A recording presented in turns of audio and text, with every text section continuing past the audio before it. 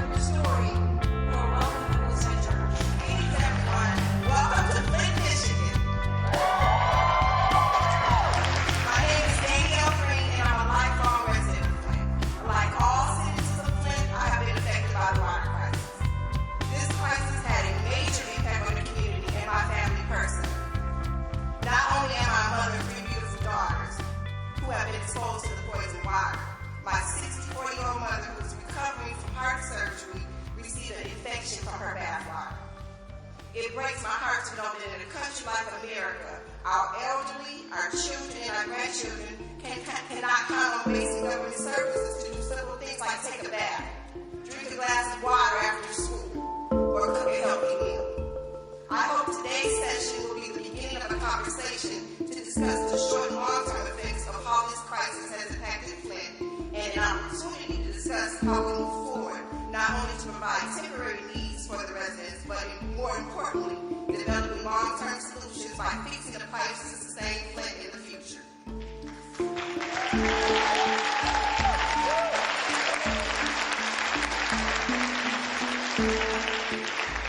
For weeks, I have watched all the pundits discuss their concerns about Flint while the community voices seem limited. So I want to thank Senator Sanders for taking the time to listen to myself and others a few weeks ago in a private session to discuss the concerns.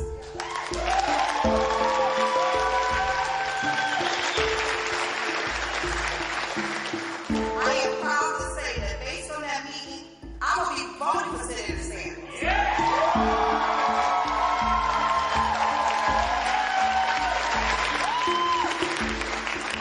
I believe Senator Sanders has the courage to stand with us for the long term, the policies that ensure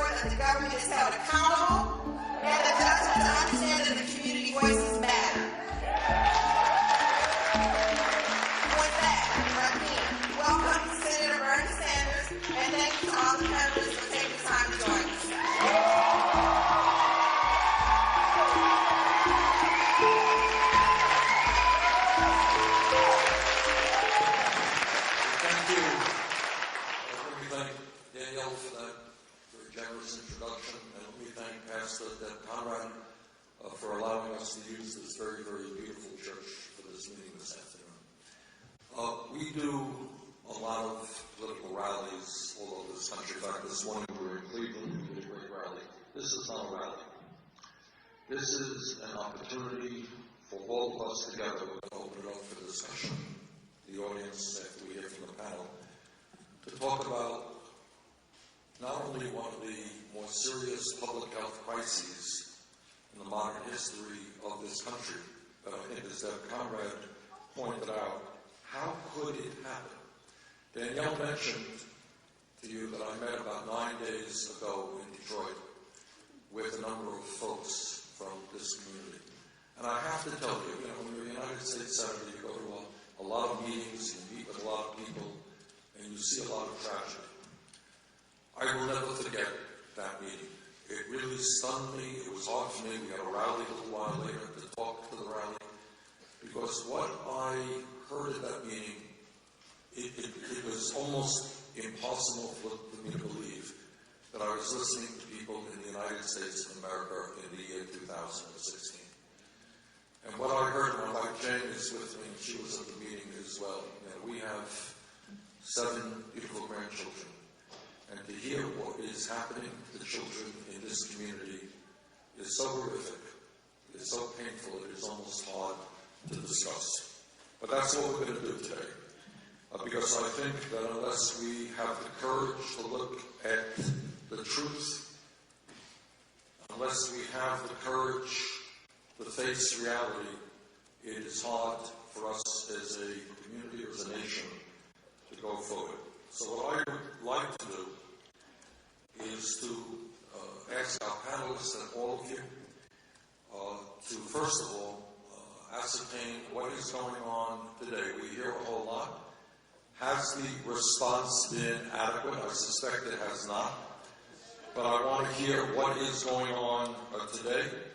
One of the things that's kind of blown me away, and I just mentioned it to some of our panelists, is I pay in Burlington, Vermont, we pay about $70 a month for pretty good water. I hadn't realized that the cost of poison water is quite as expensive as it is here in Flint.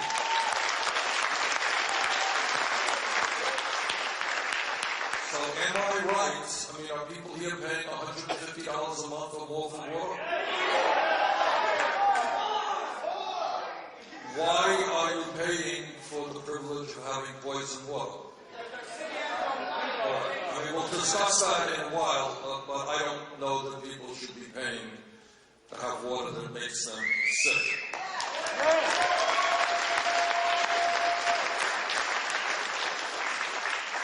Clearly, I think, and I speak as a former mayor, the immediate task is to address the crisis and do whatever we can to ameliorate it.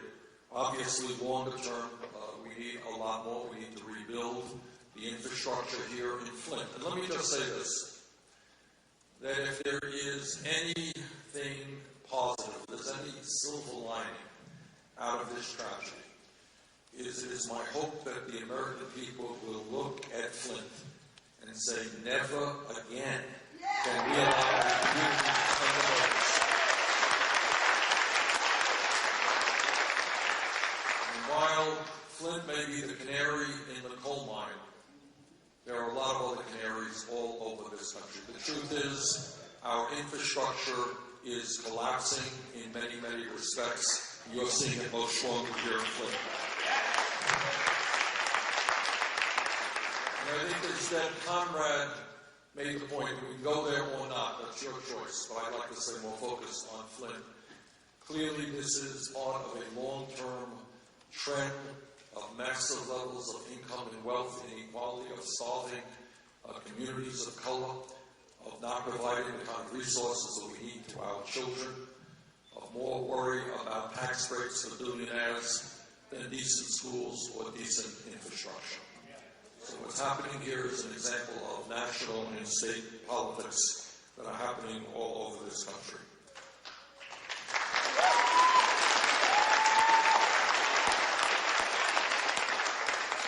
So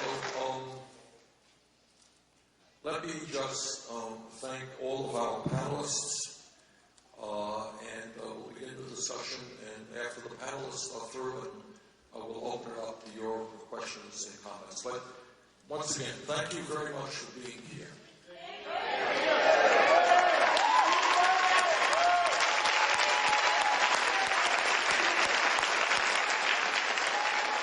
And I once again hope that out of the tragedy of what the residents of Flint are experiencing today will come fundamental changes in national public policy regarding cities and towns all over this country.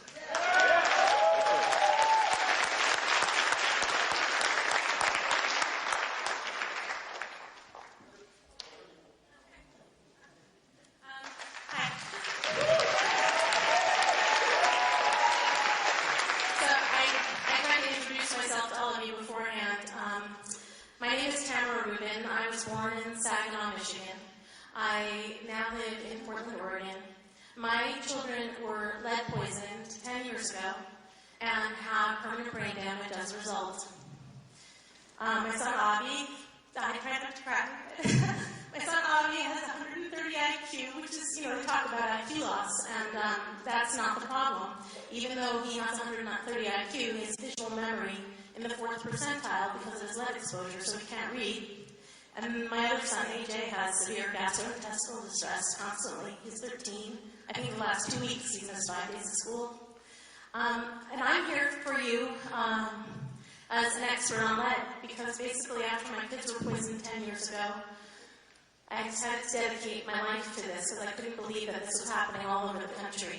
And I started a nonprofit, the Lead Safe America Foundation. We're a 501c3, and then I decided to make a documentary feature film on it. We started again in 2011. And we're going to be showing the film here after we're done speaking.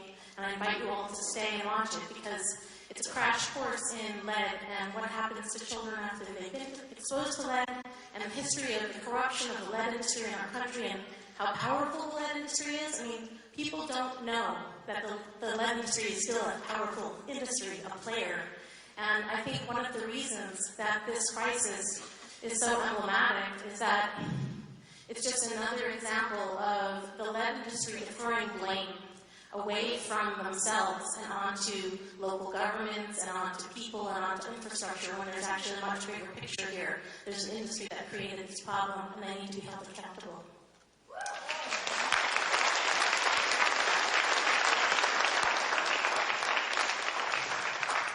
So I hope that you'll stay for the film and I can answer any questions about lead.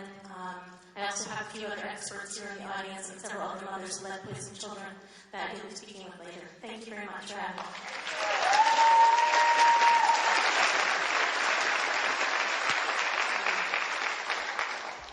My name is Toy Lowe. I am here representing Breastfeeding USA. I contacted Tamara a couple weeks ago because I had mothers in Flint who are breastfeeding, and they were concerned that they were contaminating their babies with poisoned water. So I'm here because there's no evidence out there regarding breast milk and lead. So I want to get the information so that we can pass that information on to the community so that these mothers can feel safe feeding their babies.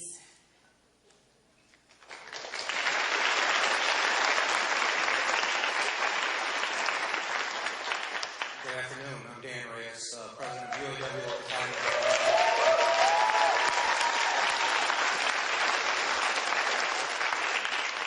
I'm here to represent the UAW as a whole and to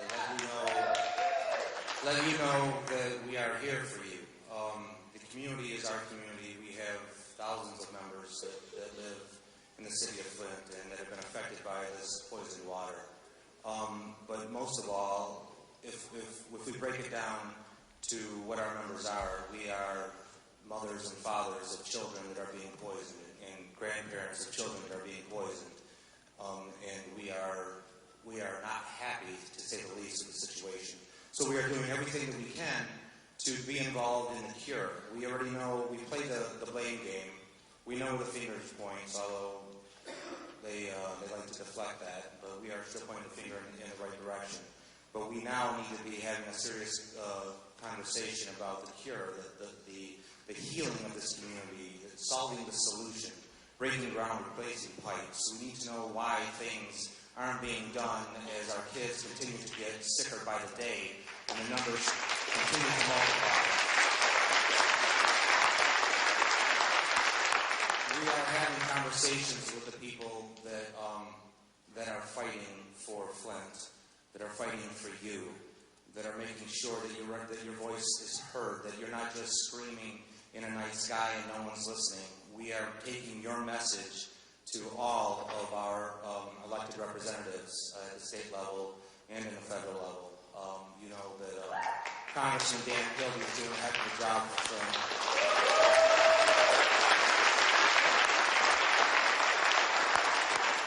And you know that you're being heard when we have Senator Bernie Sanders here.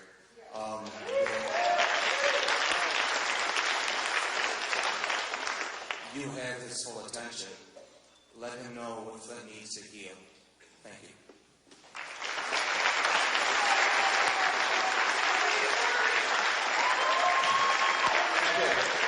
Let me just start off by asking a few questions. How much are people paying a month for poison water? What's the answer to that? How much you paying? How much? $200? $200? Is that about right? $150? $300? All right, so you're paying $150, $200, $300 a month for water that you cannot drink?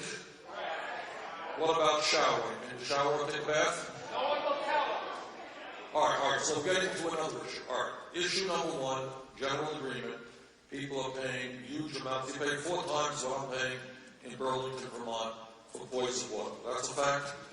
All right, is there any discussion in this community about saying that people should not have to pay outrageous prices for poison water? Question, is there any discussion? Yes, sir. Stand up, please. Currently, our legislation is passing that we are going to be having 65% of our water bill paid. 65% is not 100% accountability. There's legislation that would reduce the water bill by 65%. Is that what I'm hearing? Pardon?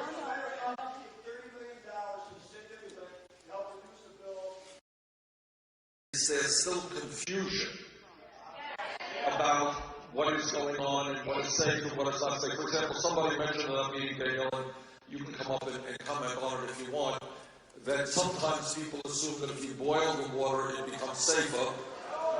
Which I'm not a physicist here, but as I understand it, that's not the question. It had been boiling alerts. They were going across the screen and they were telling people to boil the water to make it usable or drinkable. I'm not quite sure of both. But from what I understand, that it intensifies some of the poisons in the water. I've been telling us to boil it for 2 years. Yeah, it's been a long time. They tell you to boil it because of the H. coli in the living air, which are also problems. Yeah, lead is So there is still now lack of certainty, or I am hearing that boiling it is a bad idea. Is that what I'm hearing? Okay, but do people know that? No. All right, so first of all, at the very least, it would seem to me, again, I speak as a former mayor here, is you got to get information out to people as to what they should be doing and what they should not be doing. Right? And then, Danielle, I also recall that you have an immigrant population, non-English speaking population, or even more in the dark than other people. Is that right?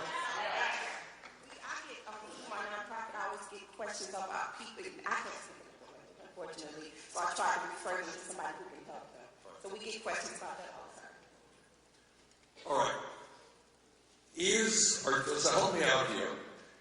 If I am living in an average home here in Flint and I want to take a shower, I want to take a bath.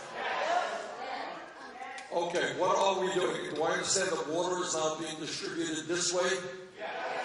So if I want to take a bath, that's a lot of these things, yes? Is there any water buffaloes coming into the town? Why is that?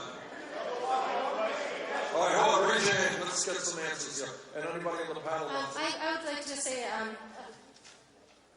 You can use the mic if you want. so I just took a bath here the other day in Flint, about 10 days ago when I stayed in my hotel, and my skin was burning afterwards. And following where people are like, why did you take a bath in Flint? I'm like, I had to. I was in Flint. I had to take a bath. And the thing is, while the lead is a problem, and that's a serious problem, and I'm a lead poisoning prevention advocate, and that's going to be my priority, the treatment with chloramine and chlorine and fluoride is also a significant problem because I believe, from what I know as environmental activists, that this water is also being over-treated at this point. And I would not consider the water, even if the lead levels are low, safe to drink. It smells like a swimming pool when you turn on the tap.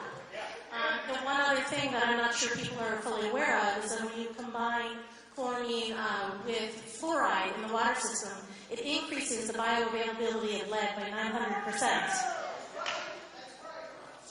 Sounds to me like there's lack of clarity about what is happening here in terms of the quality of the water. We don't even know about the bacteria that are present in our water because these are literally things that the Environmental Protection Agency doesn't even, they don't even test for half the things that are in our water. We're getting infected with things that aren't even a part of our testing structure whatsoever. How is this a thing? Like, how are we being poisoned by things that are present in our water that nobody is even testing for? With Legionnaire's disease, our cases went up from, 4 to 10 cases as of 4 or 5 years ago. Now we're at 80 cases a year. And this is something that's been charted. But this is just one actual thing that we test for. We don't test for a slew of other bacterial and viral things that are in our water. I'm in the United States Senate. What about the EPA? Have they been doing what they should be doing? Okay. Here, stand up if you could, please, sir. Was an EPA employee, and an EPA employee brought this to light. Okay. Senator Sanders, can I add something? Sure. I have mothers, I was at a town hall meeting, and mothers are concerned about their daughters' reproductive system. They're worried about them being able to be grandmothers. We're worried about, because I get requests for jugs of water and gallons of water to take baths, so I don't have to keep pouring the bottled waters in the tub, because it takes about 24 pack to take a bath, and then it's a family of 5 or 6. So we got families that's worried about, their future generations. Not just immediate, but 10 years, 20 years down the line. Sure. So we're an advocacy organization trying to collect this information free of government bias, free of industry bias, and that's our website has a lot of information. One of the things is a doctor that we've interviewed. Her name is Dr. Felicia Rubito. She's with Tulane University, and she recently did a study showing that a blood level as low as 0.4 to 0.5 can cause an increased risk of low birth weight in newborns, miscarriage, and other birth and fertility issues. And they're telling nursing mothers that don't worry unless your blood level is 40 or above. And it's 0.5. So the misinformation is getting to the public about the level of concern. So even these, even though the federal standard for lead in water that is considered toxic is 15 parts per billion, it's been now, the recommendation is lowered to 5 parts per billion. But when you're looking at these trace levels in maternal blood, you're really looking at a serious impact at very low levels. Let me ask this question. I know this, what broke my heart 9 days ago, it's really one of the most horrific statements I've ever heard. We had a woman in the meeting who talked about, Daniel, you remember this, a bright young daughter that she has, who's doing really well in school, outgoing. And she has noticed, correct me if I'm wrong here, but she has noticed in the last 2 years a significant deterioration of the intellectual capabilities of that child. Yes, Senator. I know her daughter personally. She was an honor roll student. In the last 2 years, they couldn't figure out what was going on with her. Her grades were dropping, her attention span was shortening, and now they're having special education classes. And she has tested positive for lead poisoning. So in other words, what this mother observed, and can you imagine, well, that's what I want to talk for a moment about, a mother watching a very bright, outgoing young girl deteriorating intellectually, and now I think is in a class of special ed, Yes, sir. short-term memory and so forth problems. What are we observing in the community? Are we seeing things like this? I want to talk a little bit about some of what we are seeing in the community. Senator? Yes, where's the hand? Nikita. Yes, I don't see you. Right Raise here. your hand, Nikia. Okay. Yep, please. Your name, please. Yes, my name is Nikia Wakes, and I'm a resident here in Flint, Michigan. If you could turn around so that everybody can see. Me and my children has had a major impact. I lost twins in July of 2015 due to being poisoned. Both of my kids have tested positive for high levels of lead. My son has been suspended 56 times this year in school. He's in the first grade and he doesn't even want to attend school anymore. So this is a real problem here in Flint, and I would like to know, after this President Ken's campaign, what would you do to help us here in Flint? Okay. I'm happy to try and answer that, but let me get back to it. Do you attribute your son's behavior to the poisoning that he's experienced? Yes, sir. He's been at the school 2 years. He's at International Academy of Flint. Last year, he was suspended 1 time. Like I said, this year, since the exposure of my son's lead, he has been suspended 56 times. I feel like they're going to fail my son because, he's been out of school. And I took the paperwork to the school that he's been affected by this lead. And they're saying that, the lead can cause behavioral problems, right, which I'm seeing, and that's what you're seeing in your son right now. Yes, and I know that it's an effect from him being affected by the lead. Okay. Well, thank you for having the courage to stand up and tell us your... Okay.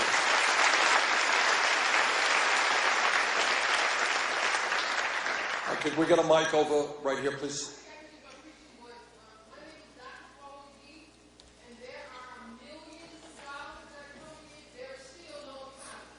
Well, there's a mic there.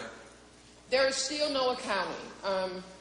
And we have reappealed the emergency manager law, but our governor, and I'm not going to call him out of his name because I'm trying to use civil discourse, but every time we make a statement, a political statement as a community, he can change the laws.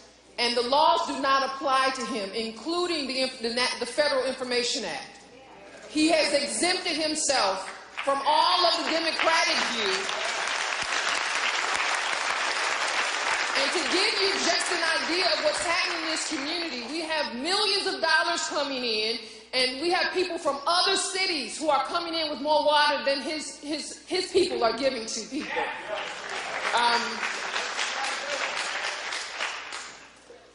And we are not getting all the information. EPA, we think that they're finally here, but they change their information every other week. And we have been talking about this for years. And just to give you an idea what the money looks like, that if you moved here and you got a new place, they charged you $450 deposit, regardless of what your credit statement was. And then they said, even if you never used your water, you were going to be charged a minimum of $52 a month. So if you can imagine people in this community who are used to, a few years ago, it was only $30 a month for your water. And so you're about to move into a new apartment. You have to do first and last, but now you have to come up with $450 just as the deposit. And people were coming saying that this water is brown. We're getting rashes, and they continue to ignore it. So what I'd like to see, and I'm sure many of the citizens were here, we'd like to make sure that if our governor can appoint an emergency manager, we want him to have an emergency manager. Because he has demonstrated that he cannot lead this community. And he has demonstrated, the citizens here have said we've had enough. So we want somebody in place that can lead this community and not just give us a Band-Aid solution. If the billionaires at Wall Street can get billions for the mess they made and get bailed out, then we don't need Band-Aids of 38 million, 28 million. We need numbers like billions, period.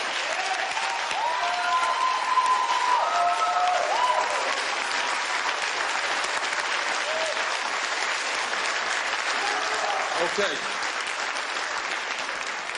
Other comments, simply, straightforwardly, what's going on in the community? What are we seeing with our own eyes? Woman right there. Yes, ma'am. Please stand up. Hi, my name's Allie. I'm a resident of Davison, which is about 10 minutes out. and I'm a member of the Flint Youth Ballet, so I'm around lots of my peers that live in Flint. And it's heartbreaking to see some of my best friends go through this water crisis, to go home and not be able to shower or just drink water. See my younger students tell me, my family can't afford to go out and buy water bottles, and now it's starting to affect our car payments, and we're so focused on the water. And now my mom is a nurse anesthetist. She works at McLaren Flint. She didn't know what was going on at the hospital, and now people aren't trusting her. So I want answers. I want to know why my mom's getting blamed when she didn't know anything. I want to know why my peers can't even go home and drink and shower.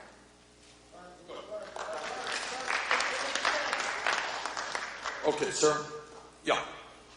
Got a microphone? Just tell us who you are. Yeah. I'm city councilman Davis. All right, let's get a mic there. Can we get a mic for the council? First and foremost, I want to thank you for coming to Flint to take an interest into our problems that have crippled our city.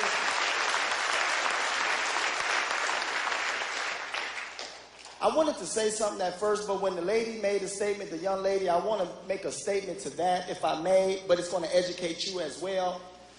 For the last 30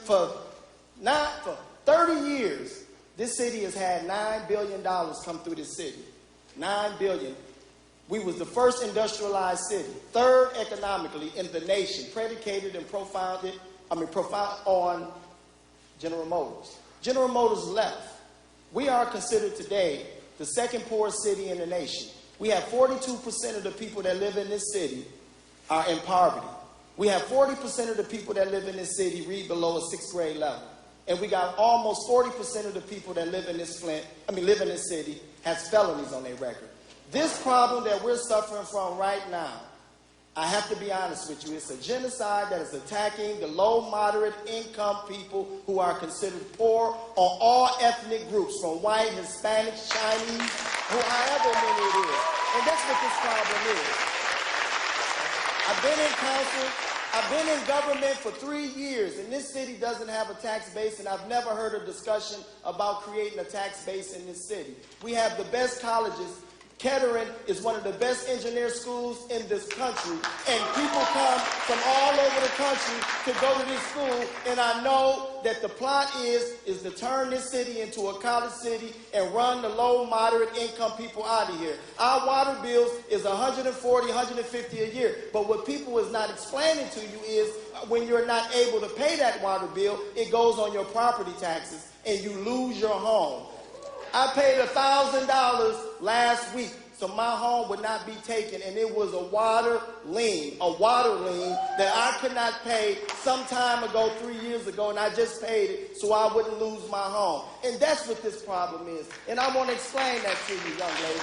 Now, let's get to the resolution, Mr. Sanders. The resolution to this problem. It's a $1.6 billion issue that we're suffering from. We haven't came up with a plan to figure out how much we need at the minimum level to get the ball rolling.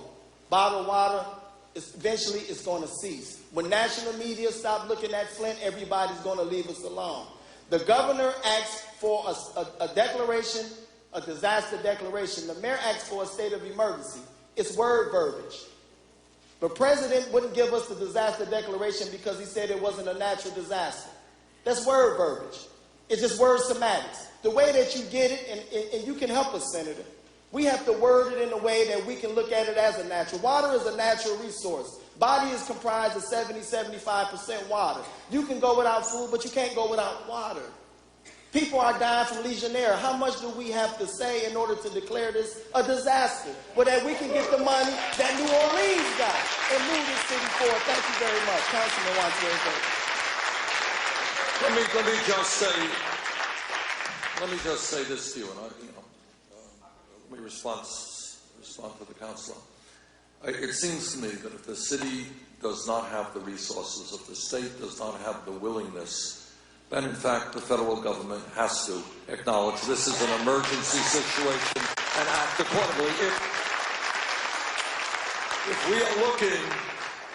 we are looking at children being poisoned and perhaps suffering irreversible brain damage, If that is not an emergency, I just don't know what an emergency is. Now, the other thing, you talk about the impact, and other folks have as well, this leading to this, possible losing your house because you can't afford a high water bill. Let me guess that the value of housing in Flint is not doing terribly good lately. Is that a fair guess? So your property taxes are going to go down and your ability to fund city government. And not too many people, I suspect, are knocking on the door right now to try to move into Flint. Is that a fair statement? We're trying to get out as fast as possible. 2014, this city has averaged $54 billion in revenue share that this governor refuses to give us. And that was in 2014. So I know it has went higher. And this revenue share would have not, if we would have got our revenue share, one, we would not have been held under the emergency manager law. Two, we would have been a vibrant city. Three, we probably wouldn't suffer through the problems we're suffering now because local government officials would have been in office and we wouldn't have made these decisions to go to the Flint River that has Right. Okay, thank you. Okay. Okay, I want to stay on. I want to get an understanding, and I'd like America to get an understanding of what we are seeing in this community with our own eyes. Who wants to talk to that? I see a hand right there. Yes, ma'am. Oh, let's get on the mic. So I am a volunteer at the Autism Support and Resource Center. I'm a volunteer at the Autism Support and Resource Center in Genesee County, and we have kids coming in who, I mean, we don't just have kids who have autism, but we've seen an increase in kids who just, they have behavior problems and we don't know what's wrong. And so we have those children coming in. I just want to point out that we throw around all these terms like brain damage and can you imagine being a 10-year-old kid? Like, these kids are aware of what's going on for some part. And I just can't imagine being a 10-year-old kid who has behavior issues, who understands that they were poisoned and something's going on. And I see these kids and they're just discouraged. And even if there are problems that can be fixed, like the resources, I just am scared that people are going to forget about us and forget about these children. And these children know what's going on, and I feel like I see them and they are defeated. And I feel like some of these kids who come into the ASRC, they don't even want to try anymore because everyone is talking and it's scary. Okay, raise hands. Got a gentleman right here, please. Can we get him on mic? Please stand up. Yeah, just give us your name. My name is Earl Logan. My name is Earl Logan. I come from the north side of Flint, one of the most volatile areas as well. Day to day, I still deal with my people day to day, every day. And I see people can't even afford to get a ride to go get one. And that is a hardship for my family as well. When I see people who forced to really drink water because they thirst, and they forced to drink out of their home, or they tell us we can't shower and bath, and you charge us for death. You're charging us to drink death some way, because from my understanding, I heard that lead gets in your body and remains there. And that was new to me, and it can be passed down to your children through. So my question is here, that even through the bottled water, it's helpful, but it's not a solution for us. It's like a way just to pacify us, to not hold on before we deal with the solution. And it comes to water, the lead pipes. I'm like, how did this get this far for a whole city, which was over 100,000 people once upon a time? And I see the shrinkage. Is it a plan to shrink Flint, shrink the north side, shrink this? That's how my personal opinion on it. But the bottled water is not. It's helpful, but it's not a solution, because there has been bottled water that has tested positive for lead. That I personally tested in my home, who I was giving to my children. Let me ask you a question. Let me just try to, a lot of people have a lot of ideas and I want to hear them all, but I want to pick up on the gentleman's point and just ask this question. I understand that they are distributing filters around the city. Are those filters doing any good? All right, who wants to talk about filters? All right, yes. Okay, so my name is Blair Davis. I'm a student here at the University of Michigan Flint and have been for 2 years. what I've been hearing about these filters is that sometimes they don't even filter out what's in the water. They don't even work. It's, again, to pacify us. And if this were to happen in Lansing or any other richer city, it would have been done years ago. But no, it's been taken years to even address the water problems here in Flint. The filters don't even work. And it angers me. All right, who wants to talk another word about filters? Gentleman right here, sir. Yes, right here. My name is Donald Harriman. No relation to that other Donald. How many people in here use a filter? Raise your hand. How many of you people know that if you run hot water through that filter, it will destroy that filter and no longer be effective? A lot of these people know that, but when they give these people these filters, they don't tell them that if you run hot water through it, and I've seen the video clips on the news of people washing their dishes running hot water through these filters, which destroys the filters, no longer effective. It's just something to make the politicians feel good. We'll give them some bottled water. Let me ask you this question. Filter. How do you do your dishes if you don't have hot water? You have to use them. I have a dishwasher, but the quality of the water is such that it is destroying the dishwasher. It starts to corrode. You have no choice. You have to take a shower. You have to wash your dishes. The only solution is replacing the pipes, giving us good quality water, and not giving us bottled waters and filters, and then saying, we've helped you out, everything's okay. Senator, I'd like to speak on the bottled water. Yeah. Dan? Okay, one. Dan? Okay, so the brother over here said that the bottled water is healthy. There's several different types of bottled water. There's distilled water, there's spring water, there's purified water. Okay, purified water, when ingested at long periods of time as your sole source of hydration, is bad for you. Okay, there's nothing in there. Purified water is empty. It's void of any nutrition, any minerals, anything. Even that purified water, if you look in your bottles, I see right there, the bottle you have, is that purified water? Okay. Purified water, yours is spring water. Okay, good. Spring water is okay. Purified water, even if it's fortified with traces of minerals for taste, is not enough to fortify your body. What purified water does is it strips as it passes through your body, it pulls out the minerals that are essential for you, for good health, and takes it with it. Okay, so when you get rid of the water, you're getting rid of the minerals. So what you need to do, and for long-term use of purified water, long-term use by definition for purified water is about 3 weeks. Okay, if it's the sole purpose, if it's the sole source of hydration for you. So you need to be taking some sort of a supplement. All right, let me ask you this, but I don't quite understand. Maybe I'm missing a point here.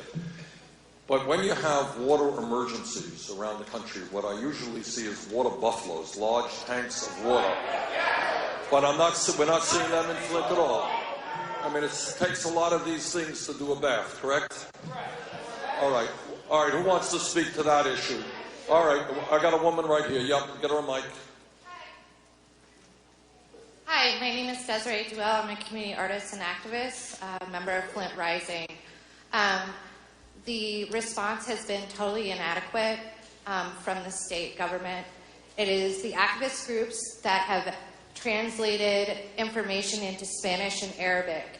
It is the activist groups that actually know where the distribution sites. It is the activist groups that have canvassed all over the city, making sure that people get their information, that have done the billboards. It is the activist groups that have done all this work, and the response by the government, especially the state, has been zero. And we continue to do this as we are sick and we are poor. I am also a single mother who lives below the poverty line, and so are all of the people that are working in these groups. We are not getting paid for this work, and yet we continue to be victimized by having to help and heal our own community when the state is not fulfilling the response that is needed. Get the gentleman a microphone. Get the gentleman a microphone. Hi, my name's Aaron Stevens. I actually traveled here from Lansing to come see you. So I'd actually like to address two different points. One is the water buffalo tank issue. So I'm a student at Michigan State, and for a while now I've been organizing, like helping send relief effort here, getting bottled water drives going. Like several of the, maybe more of the social fraternities you see really, really bad in the news, they actually have been organizing some good things, and that's a good, baby step in the right direction. What I have understood about the water buffalo issue, and I've called people in government about this and tried to get information so we could get those out there, is that sometimes the actual the metal containers can contaminate the water itself, and because so much water is flowing into the city, they can't ensure that the water is safe coming from all of those tanks. Now, that is not me. That is just what I have heard. Again, that is just what I've heard trying to organize relief here. But I think this problem goes further than just Flint. Somebody brought up the Freedom of Information Act. The fact that it doesn't go to the legislature and the executive office is absurd. The fact that you're going to be voting for your representative or your governor and you don't even know what their campaign contributions are and who's lobbying them is absurd. I truly believe that is where the issue is going to start, and that's where the issue is going to start again. Are you having a problem with that? There's a number that you can call the sheriff's. You can also call the sheriff's department, and it's a little faster. I wish I had it right with me, but I would like to get that information out. Okay. Okay. What? Okay. It's been hard to get information out. The county's been spent about $1 million so far in terms of health department and sheriff's department overtime to make sure that some deliveries happen, and more needs to happen with that. If you would, when you have concerns about the rashes and about certain things, try to contact the health department. We keep trying to get information out. It isn't always easy to do, and I don't have all the answers. In terms of, for instance, Legionnaire's disease, the Board of Commissioners found out about the same time as the general public. No, really. I can tell you, well, unless maybe the board chair, but I can tell you for a fact, we heard about Legionnaires at the same time. The night Rachel Maddow came to town, I was in my office with the guy from the health department saying, tell me what's going on. And he brought me a stack like this, and he talked about how early on, and that was about a year ago, but the Board of Commissioners didn't know. Let me jump in and ask a question, picking up. Thank you very much. Let me just ask this. I want to divert the discussion a little bit. When did we, now I heard something, and tell me if I am right, that General Motors itself learned about the quality of the water before the general public. Is that right? Okay, who wants to speak? Senator, I will speak on that. I will speak on that. Dan, why don't you say a word on that? No, General Motors only stand up. General Motors reacted, and it's the plant that I work in. The plant reacted to it was rusting the engines that we build. Okay, it had nothing to do with lead. They tested for everything, the whole spectrum. I've had follow-up conversations with them just a couple weeks ago to find out what they knew. There was no lead in their reasoning for switching to Detroit water. The water that they were getting from Flint was too corrosive for their engine, causing rust, causing defects, creating problems in the product they were putting in the cars that people are buying and driving. There was nothing to do with lead. But Dan, if the water was, if it was so corrosive, that's obviously not particularly good to drink, right? Exactly, yes. That's absolutely true. But if we're talking about lead poisoning and not chemicals in the water, there's chemicals in water all across this country. So let's not confuse the two issues. There's a lead problem in the city of Flint. There's a lead problem and it's killing our kids. Okay. Yeah, gentleman right there. Yes, sir. Yeah, right there. Yeah, you. I'm sorry, ma'am. Stand up. Yeah, sorry. Yeah, there's a bunch of stuff I want to speak to, but to keep it on track, I'm a resident of Flint, and I also work at the University of Michigan Flint. And in terms of General Motors knowing what they knew, it's not about lead. It's not just about lead. It's about a bunch of other things that have been in our water. And when we first had the switch over to the water, we wanted to know exactly what was in the water. And we had FOIA requests, and we made them through the ACLU, and this is where Kurt Guyette came in with his investigative reporting. And we were denied the FOIA requests. They just refused to submit to the FOIA requests, and it took us over a year and a half to get that information, which is why it's coming out now. So we're finally getting the information about what was exactly in the water. It wasn't lead. We didn't even know that lead was necessarily a problem, but we knew it was a problem that GM did not want to use our water. We didn't want to use the water either. And so what we need, one of the components that we need, is to have a Department of Justice investigation into Snyder, because there are more ties. His wife has ties with Nestle. She's a spokesperson for Nestle, and that's correct. A lot of the water relief has been going to the Nestle Corporation, so a lot of the money is getting funneled to Nestle. There needs to be a Department of Justice investigation, because there are things going on that we still don't know about everything that's going on. Plus, there's been rumors that Kurt Guyette, again, the investigative reporter from the ACLU, who just got numerous awards for his legendary journalism, a lot of the stuff that's coming out. He's starting to look at the documentation from these FOIA requests that are finally getting submitted after years of demanding accountability.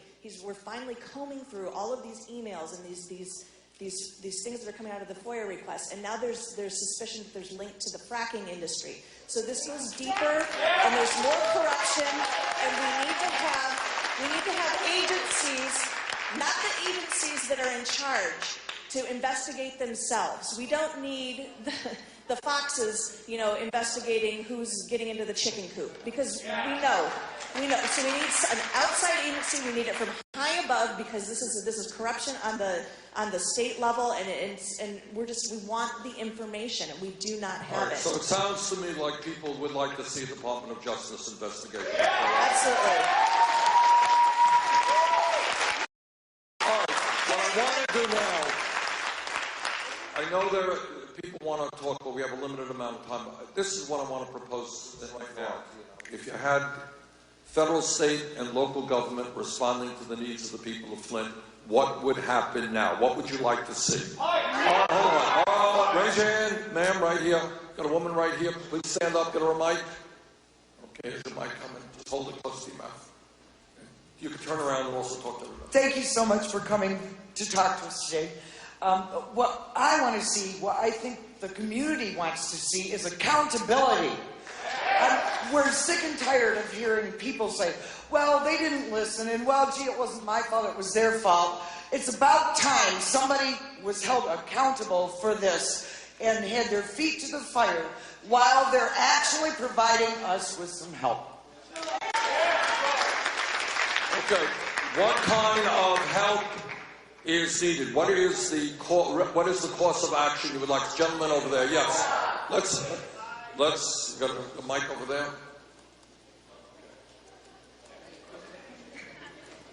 Hi, thanks for coming. I don't want to take away anything from the extremely terrible health situation that's going on right now. Right now in Flint, we have a water crisis that started from poor treatment of water that corroded aging, ancient infrastructure that was not identified or replaced when it should have been 30 years ago. But that is not the only problem that we have here, Bernie. That's not it. When I was born here in Flint in 1980, we had the highest median household income of anywhere in the world. It was $84,000 median household income. Now, it's $21,000. We are the second poorest city in the country. 41% of our residents live below the federal poverty line, and as you know, you get close to that level, and you're already destitute.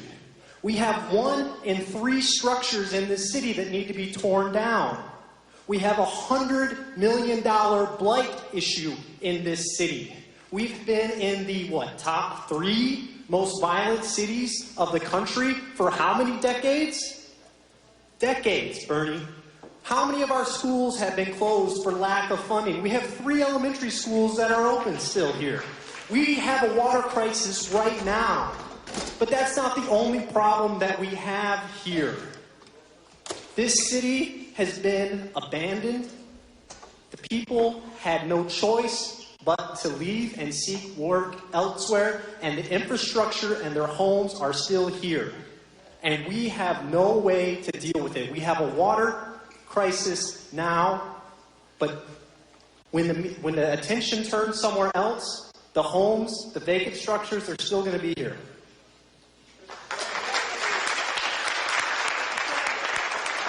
I just wanted to pick up on your very cogent statement. It seems to me, I'll be brief on this, that in a general sense, this community is impacted by disastrous trade policies.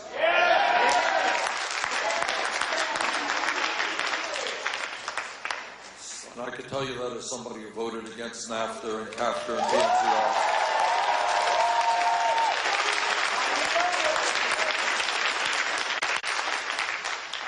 And in Flint, the situation may be more extreme, but all over this country, our infrastructure is collapsing.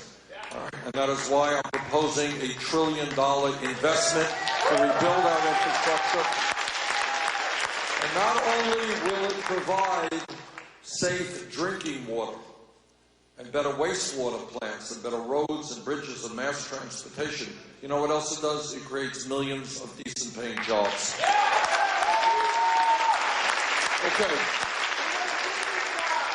Okay, I got a hand over the gentleman in the blue shirt. Thank you, Senator. My name's John Gleason, Genesee County Clerk. I want to thank you for being here.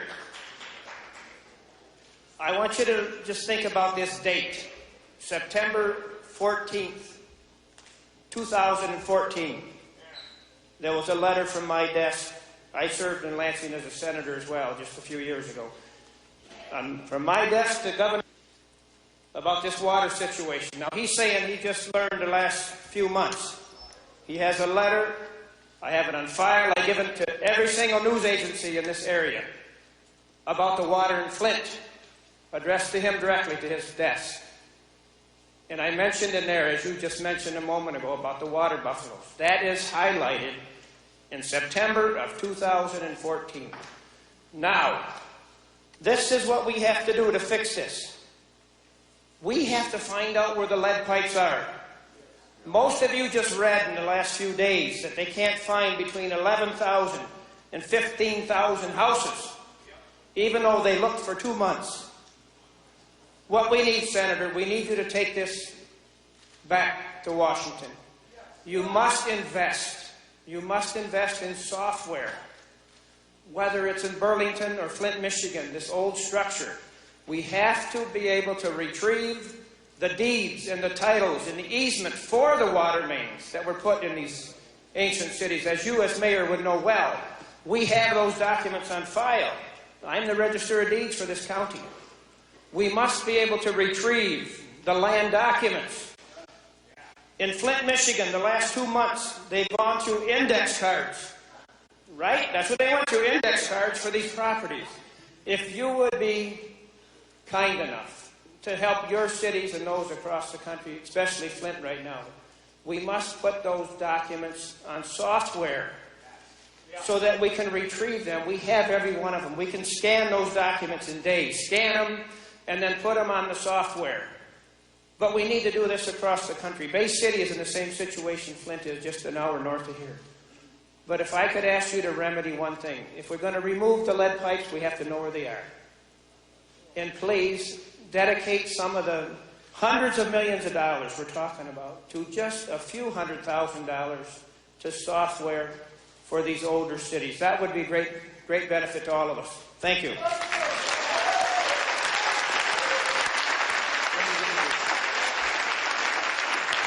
Okay, I see a hand over there. Can we get a mic?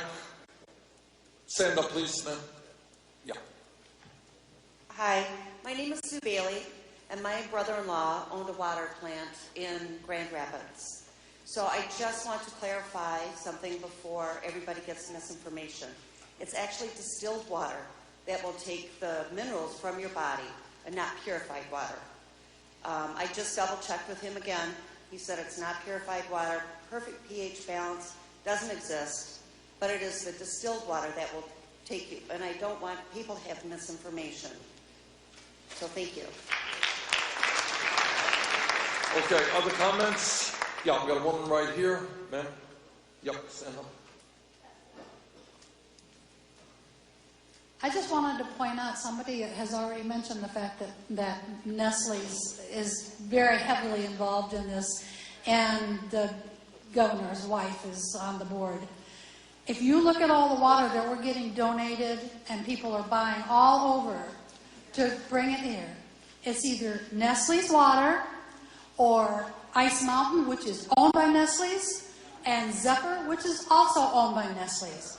This is a corporation that is making billions of dollars by stealing water from other communities and then selling it to people that need it because they're getting poisoned.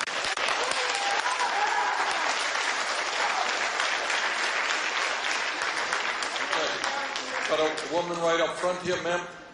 You want to? Yeah. Here, get the mic. Turn around.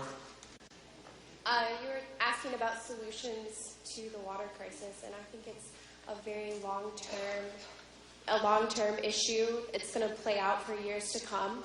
I think that while we are really concerned about lead pipes being replaced, we need to be concerned about the medical care of these children and adults. And I think also we need to be really concerned about the fact that our school systems are crumbling, and these kids are going to need special help when they get into the school systems and when they become adults, and it's going to take a toll on the city as a whole. The education, are they going to be able to get jobs? Are they going to be able to make money to afford things for the rest of their lives? This is going to be an issue. And I think while we think of solutions as lead pipes, we also need to think of solutions as we need to think about these humans that this is affecting. It's going to be a long-term issue. All right, thank you very much. What's your percent? Anna made a very good point. Some of the damage could well be lifelong, and people are going to need help lifelong. Let me ask you this question. Thank you, Anna, for raising it. What about health care response to this crisis? Who wants to speak about that? Is it adequate? All right, ma'am, Sandra, health care response to the crisis. Can you speak to that? Flint Metcalf, and I met with the U.S. Surgeon General at Mount Carmel Baptist Church. I asked him about the safety of our blood supply, our organ donations. What if we've got a baby that's in Hurley and NICU, and that baby needs a blood transfusion? Are we going to give it tainted blood? Is it copper? Is it lead? Is it TTHMs? Is it nickel? Is it cambium? Is it any other thing that was in that nasty Flint River that they did not check for? What about the organs that have already been donated? The bones that are on ice? He didn't have an answer. He's got a team of 14 with him, the top doctors in the world. One of them is from the Department of Justice. DOJ is here, people. But what do we got? We don't have any pipes. We have no water buffaloes. I contacted Homeland Security when all this started. I asked for water buffaloes. We had our petition. And as soon as they flipped the switch to take us back to that nasty water, to get us off the Flint River to go back to Detroit, that was the end of that. There's been no response for your health care. There's no free blood tests for adults. We do not have a list of victims, and John Gleason knows that we have our registry. Would be very beneficial if we had software where we could get a list of our victims. ATDSR is here. The rashes, they sent in the ACE team. That's what happened about 7 days ago when I met with the U.S. Surgeon General. But this is scary. This is real. We've been neglected. I live in Burton, but I've been poisoned too. I have 30 family members. One of my little cousins, his level's at a 5.5. His little sister, she's a year old, she's at a 4.5. Behavioral problems. I've been to the doctors. I've been to the ERs. I've seen the burns. The doctor at Hamilton North Point had the nerve to tell us that, well, you got a rash. Talk to the health department about that. No. I told him I had no respect for him. And how dare him say that the rashes and the burns are not from that water. Yeah, gentlemen in the back there, we got a mic, stand up, yes, yeah.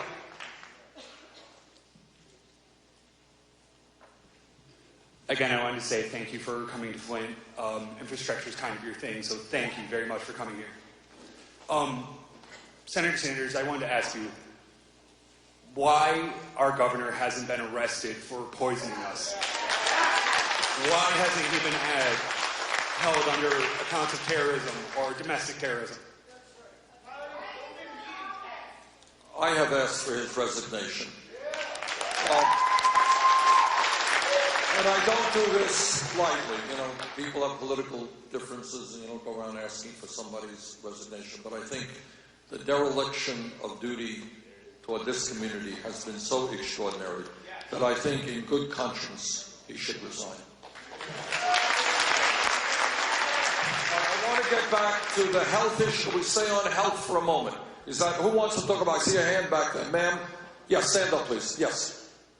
Can we get her a mic? Yeah, you got it. Okay. Yeah, you're My name's Yolanda. I have a family in Flint, and I have young family in Flint with little babies. My concern is these young mothers, these young parents aren't getting the seriousness of this. They're saying, oh, well, hey, and they're just, well, we'll deal with it later.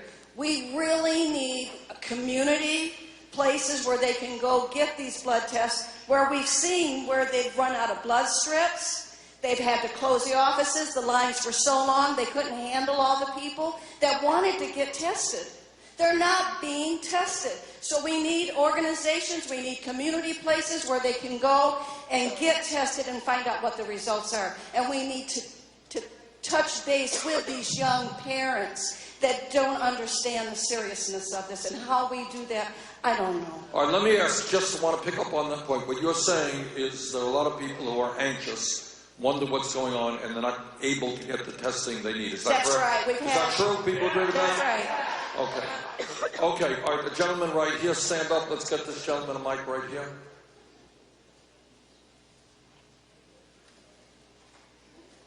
Hi, everyone. Thank you, Senator Sanders, for coming. I'm part of a group in Flint called the Flint Coalition Web.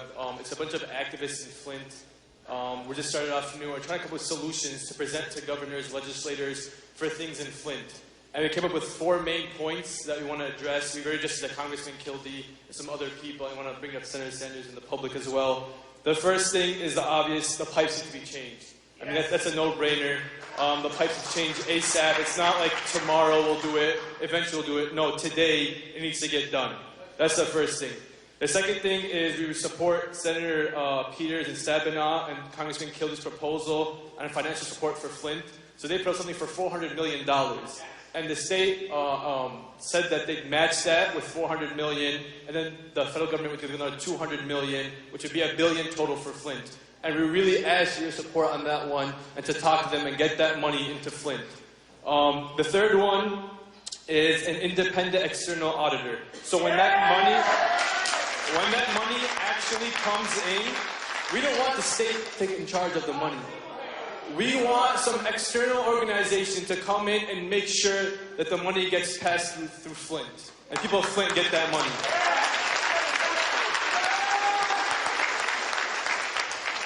And then the last thing is to keep that money in Flint is also to make sure that people hired to do the job are from Flint. So the idea is to create more jobs in Flint, create more infrastructure, bring in the tax revenue. And the thing is, changing the pipes, like I said, it won't be overnight either once we start. So another 2 years. That's jobs for people for at least 2 years. Income coming in, rebuilding the city back to the way it was. Thank you.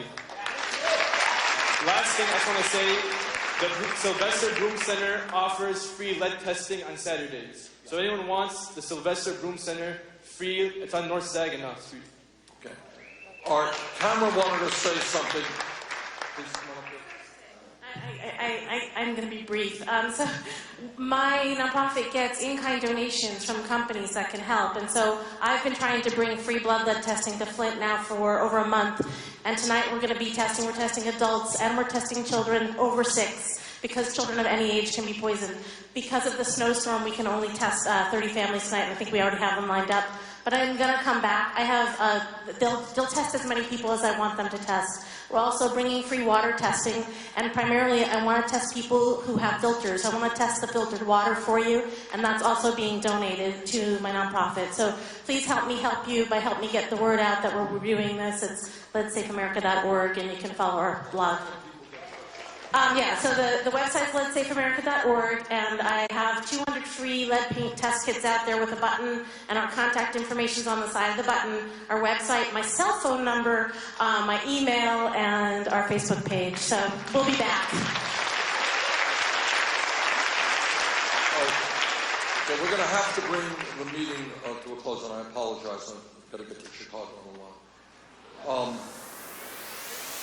First of all, thank you all for coming out here this afternoon.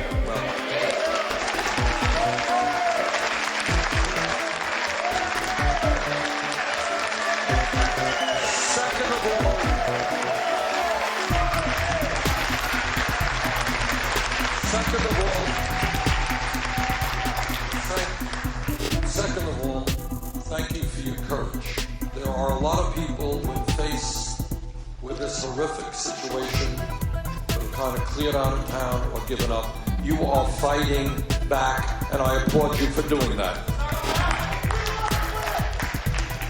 And the third thing is, what we have got to do is not only rebuild Flint, but we have, as a nation, got to get our priorities right. What is stunning, if we want a poor country, a desperately poor country, maybe we can understand this.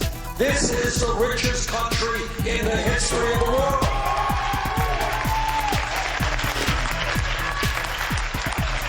And you have people out there talking about hundreds of billions of dollars in tax breaks for the top 0.2%, but apparently we cannot adequately fund cities and towns throughout America.